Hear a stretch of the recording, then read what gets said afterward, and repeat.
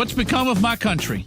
What has become of my country when one case has been elevated to this? When one case is being picked apart, when one case is apparently what's going on across America, even if statistically speaking, that's not the case. Who'll speak out?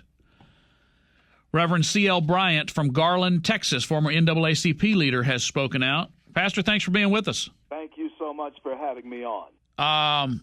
A bit bold, may I say, to say some of the things you've said that you've been credited with saying, calling Al Sharpton and Jesse Jackson race hustlers. Indeed, they are race hustlers in this case in particular. You go back to Tawana Brawley and anything else that you might want to name. The theme has been the same. And the fact of the matter is, Mike, if in fact this shooter, Zimmerman, had been a black kid or a black man, we would not know who Trayvon Martin is. That's the hypocrisy in all of this. So why did this happen? This happened, the fanning of the flames, of racial flames, is by design. There's a reason why Al Sharpton is who he is, and Jesse Jackson, and the host of characters, the usual suspects, are who they are. It is designed to cause unrest. It is designed to cause a certain amount of chaos and to bring the rest of our society, our country, to fundamentally change it into something that government now steps in and corrects. This is the grand design that is being perpetrated upon America. And if we're not successful in ousting this administration, ousting this president, who had a great opportunity to build bridges, but yet chooses to throw in and insert himself into a racially charged activity like this or an event like this, it shows us very clearly where the die has been cast and where this is all heading. Reverend C.L. Bryant is our guest. He's a former NAACP leader and a pastor in Garland, Texas. You're still actively a pastor there? No, I am One Nation Back to God is my national movement, and of course, our movie, Runaway Slave, will premiere across the country in theaters in June of this year. Go to runawayslavemovie.com, runawayslavemovie.com. What is the movie about? The movie is about fleeing economic slavery and running toward the blessings of liberty. It does show this very thing. Everybody's in it, from Dr. Thomas Sowell to Alan West to Herman Cain. And it is a movie that shows the type of conversation that we should be having and do have around the kitchen table, both white and black. Andrew Breitbart's in this film. And it is one that we hope will change the conversation in America about race. What do you think, to the extent that churches were talking about the Trayvon Martin case over the weekend, particularly black churches across America, what was the message being imparted? Unfortunately, the black pulpit, in many cases, not all cases, but in many cases, has been hijacked by by progressivism, the far left progressivism, and also black liberation theology, which has to then have a victim.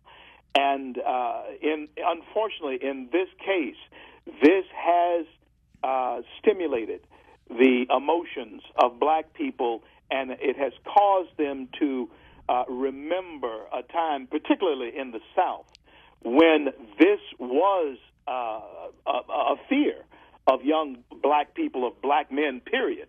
However, when we talk about 2012, you know as well as I do that there is not an epidemic of white men killing black men. The greatest danger to young black men is young black men. And this is why I am so incensed about this, because no one has said anything about that 6-year-old girl who was killed on her own steps in Chicago just last weekend by two gangbangers who were shooting at each other, and they happened to kill her. She was black. They were Latin.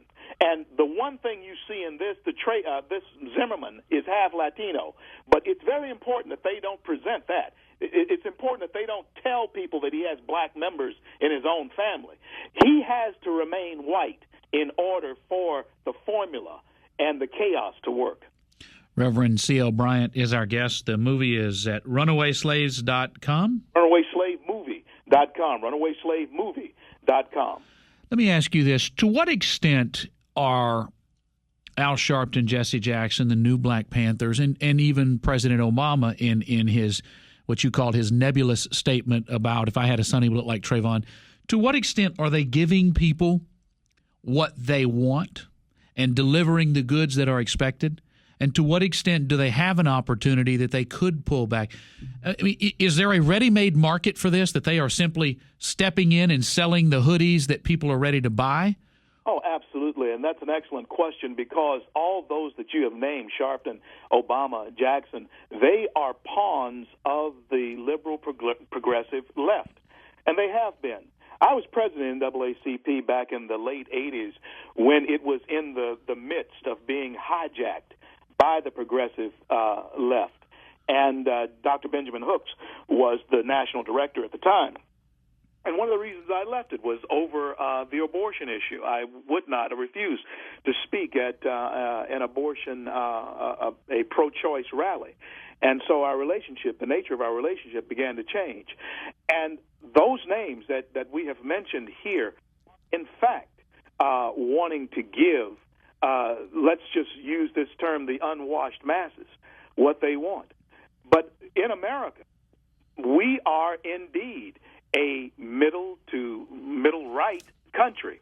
However, those who keep up the greatest noise and the greatest ruckus seem to get the oil. As it says here in the South, the squeaky wheel does get it. And this is time, this is a wake-up call for conservatives to stop being on the offensive or stop being on the defensive. It's time for us now to take the offensive posture. And I'm not talking about striking anyone but it is time for us to go on the march. It is time for us to get some headwind about us and not be such a pinata. You know, Reverend C.L. Bryant is our guest. The movie is RunawaySlaveMovie.com.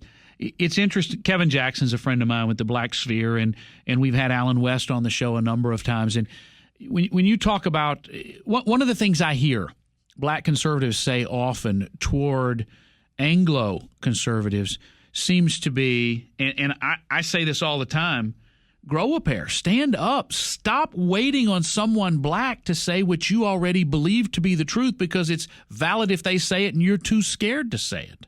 And stop apologizing for the views that you have. Okay, so they're going to call you a racist. They're going to call me and Uncle Tom. Oh, it's going to be much worse for you. Oh, absolutely. It's going to be much worse for you. The circus is, I got to tell you, the circus is in town right now after Drudge has put on the report what he did. Right. But that's okay because, as I just stated to you, it's time for us as conservatives to go on the offensive. Reverend Bryant, can you hold with me through this break? Sure, I will. All right, hold on just a moment. It's RunawaySlaveMovie.com. We'll post that to the blog as well. If you haven't seen, you can go to michaelberry.com. New details in the Trayvon Martin case. It has not turned out to be the case the left wanted it to be. But even if it had, even if it had been a white man who hated black people, who had walked up and shot a black man in cold blood because he's black, it still wasn't a moment the president needed to be involved in, and it still wasn't a moment that should tell young people to hate authority figures and white people. We'll talk to Reverend C.L. Bryant and you coming up.